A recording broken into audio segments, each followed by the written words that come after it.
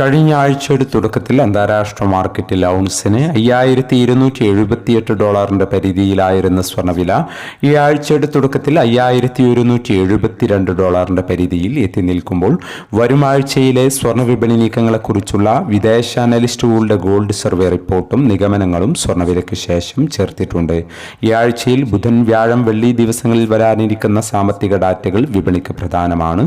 ഇപ്പോൾ തങ്കവില ഗ്രാമിന് കാലിക്കറ്റ് 15,820, തൃശൂർ, എറണാകുളം 15,770 എന്നീ നിലകളിലാണ് എത്തി നിൽക്കുന്നത്. കഴിഞ്ഞ ആഴ്ചയുടെ തുടക്കത്തിൽ കേരളത്തിൽ സ്വർണ്ണവില പവന് 1,23,720 രൂപയായിരുന്നു. എല്ലാ വ്യൂവേഴ്സിൽ നിന്നും ഒരു ലൈക്ക് പ്രതീക്ഷിച്ചുകൊണ്ട് ഇപ്പോഴത്തെ സ്വർണ്ണവില നോക്കാം. ഇന്ന് വിലമാറ്റം ഇല്ല.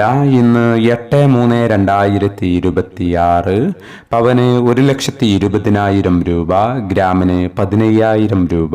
വരും ആഴ്ചയിലെ സ്വർണ്ണ വിപണി നീക്കങ്ങളെക്കുറിച്ചുള്ള വിദേശ അനലിസ്റ്റുകളുടെ ഗോൾഡ് സർവേ റിപ്പോർട്ടിൽ 50% വാൾ സ്ട്രീറ്റ് അനലിസ്റ്റുകളും 62% മെയിൻ സ്ട്രീറ്റ് നിക്ഷേപകരും സ്വർണ്ണവില ഉയരുമെന്ന് അഭിപ്രായപ്പെടുമ്പോൾ 22%, 16% സ്വർണ്ണവില കുറയുമെന്ന് അഭിപ്രായപ്പെട്ടു.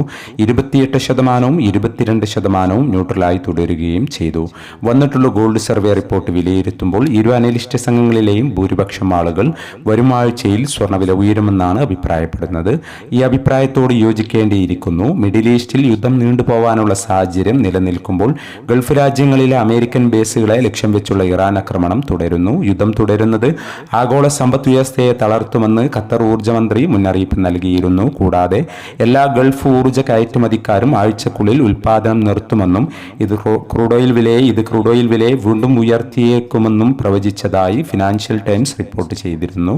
മേൽ സാഹചര്യങ്ങൾ സ്വർണത്തിന് അനുകൂലമായി തുടരുന്നു. ആയതിനാൽ വരും ആഴ്ചയിൽ സ്വർണ്ണവില ഉയരാനുള്ള സാധ്യത കൂടുതലാണ് എന്ന് സൂചിപ്പിക്കുകയാണ്. എൻ്റെ ശബ്ദം ശ്രവിച്ച നിങ്ങൾക്ക് നന്ദി. Thank you for watching.